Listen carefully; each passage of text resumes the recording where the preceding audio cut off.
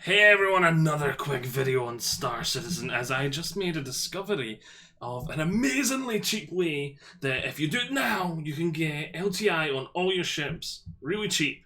If you don't currently have LTI, as long as there's not some other reason you can, like if you've got an expensive ship that you've got through price increases over time, this isn't going to work, but it's going to work if you've got paid full price for your ships or whatever. If you can trade them in, whatever. I'll just show you. I'll stop rambling. I'll show you. I've done it to all my ships. At the moment, I have 3 nomads, and I have some money sitting waiting for some upgrades. I'll talk about that later. We'll go quickly. I'll talk about my plans at the end. I'll just quickly show you. So we'll click here on Pledge Store. We will do the ship upgrades I was talking about. So basically, what you want to do it as cheap as possible. I don't have anything at the moment, but I'm going to go to all ships, and you're going to get whatever ship you want to have LTI, as long as you can trade it in, because if it's more expensive than the ships I'm going to show you, you're going to have to trade it in and start from scratch again, then upgrade back to it, if you get what I mean. So, let's say I had an Aurora ES. It's just a random ship that's cheaper, it makes it simple. And I wanted to get... Oh, that's not going to work for you either. Oh, hadn't thought about that. Let's say then...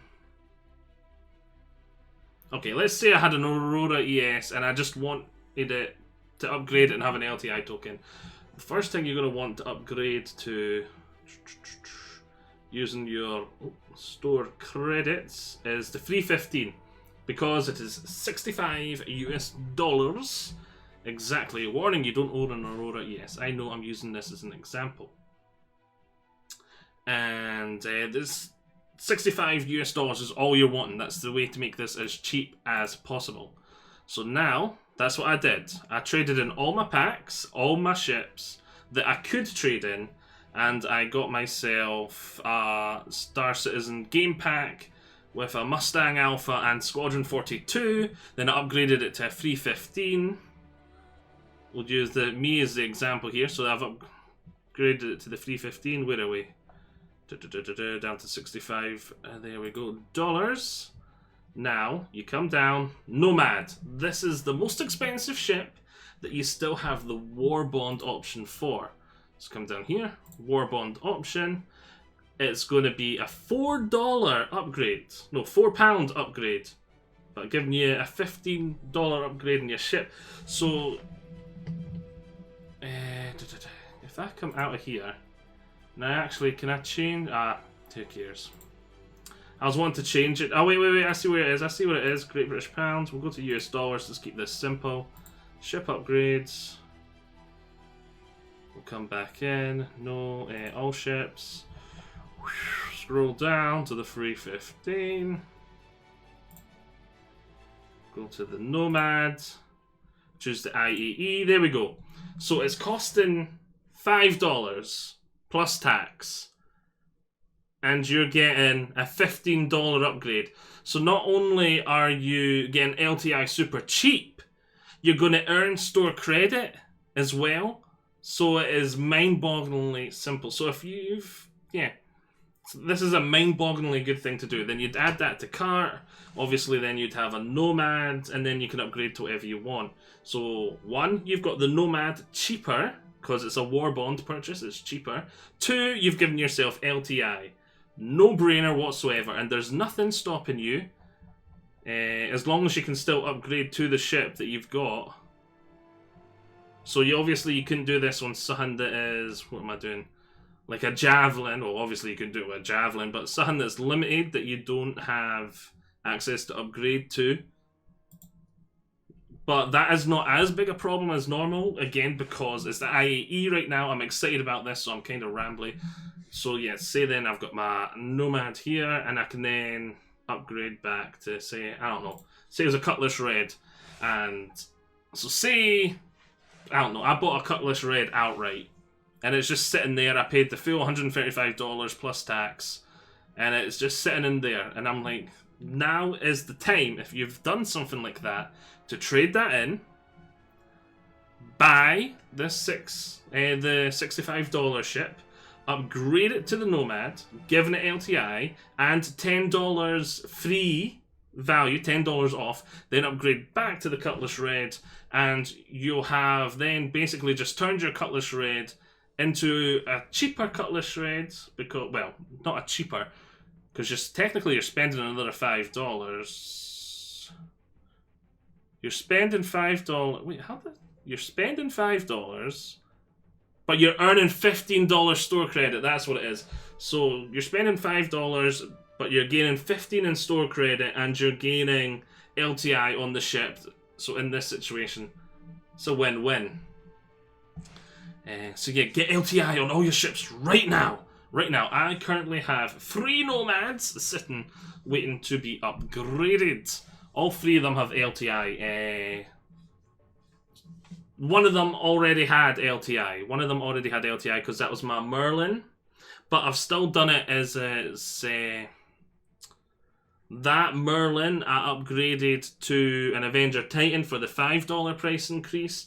Then I've chucked it onto this upgrade here. So that's like $20 in store credit that sort of saved me from those upgrades, if you get what I'm trying to say there.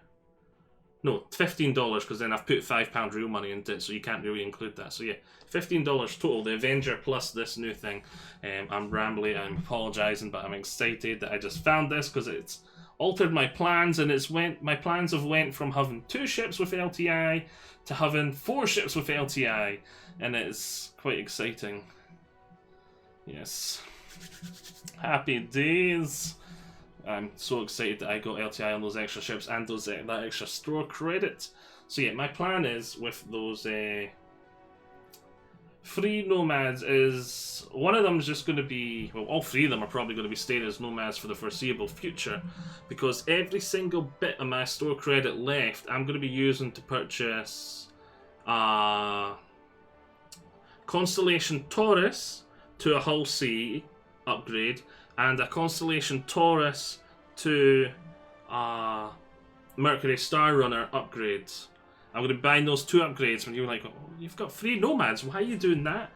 I'm doing that because I want the Hull C and I want the Mercury Star Runner, and I think you're only, well, I know for sure the Hull C you're only going to be able to purchase at the moment in the IAE, or when it comes out, probably later on next year or the year after that. But I'm expecting a huge price hike for the Hull C. So, yeah. And plus, the loaner for the Hull C is a Caterpillar, which would be great to play with in the meantime. But obviously I can't do it because it's just sitting there as an upgrade. But there are 2 things. Well, the Mercury Star Runner, I'm not sure, is not going to be purchased till after the IE, but I don't think it is. It's acting like it's a limited time sale. I'll have to wait and see. I'm not 100% sure on that. But there are 2 ships that I really want that aren't going to be available at all times. And the Taurus is available at all times.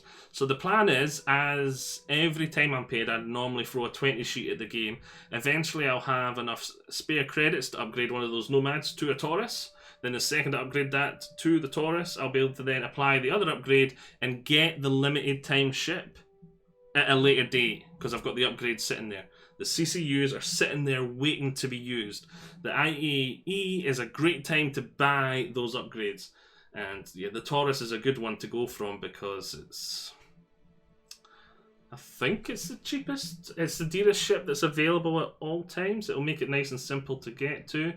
But yeah, it's a ship that's available at all times. As long as it's a ship that's available at all times, happy days. There's my plans. I'm sorry I've been so excited and rambling a wee bit, but I'm surely seeing it here on screen has made it really simple. In a way, my ramblings hasn't, because I've been excited.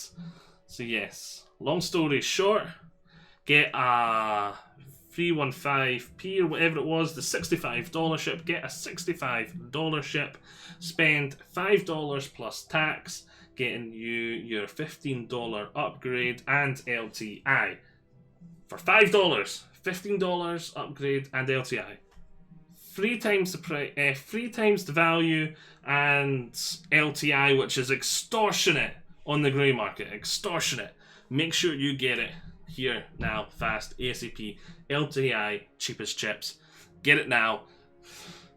And my apologies if you're in a situation like, say, you've got a hammerhead, which used to be a Banu merchantman, and when the Banu merchantman got you had the Banu merchantman, it had the huge price hike, and then you upgraded from the price hiked Banu merchantman to the hammerhead, and now you've got a hammerhead, and you're like, hey, but it doesn't have LTI. Apologies, this wouldn't work on you because you're not going to want to throw that. Well, I suppose you could still do it if you just be like a $50 in the past, painful, like.